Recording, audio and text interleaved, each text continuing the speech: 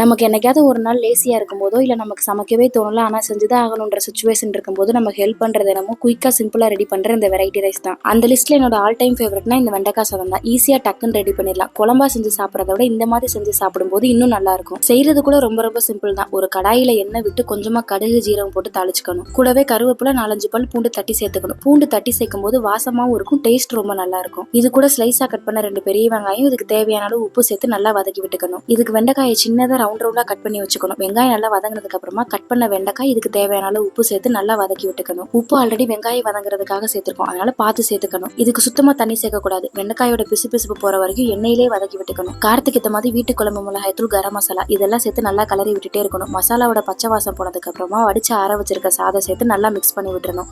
அவ்வளவுதான், நம்ம சிம்பிளான வெண்டைக்காய் சாதம் ரெடி. நீங்களும் ட்ரை பண்ணி பாருங்க. சிம்பிளா டக்குன்னு டேஸ்டா ரெடி பண்ணிடலாம். நாளைக்கு இன்னொரு மினி விளாக்ல பார்க்கலாம். தேங்க்ஸ் ஃபார் வாட்சிங். பை.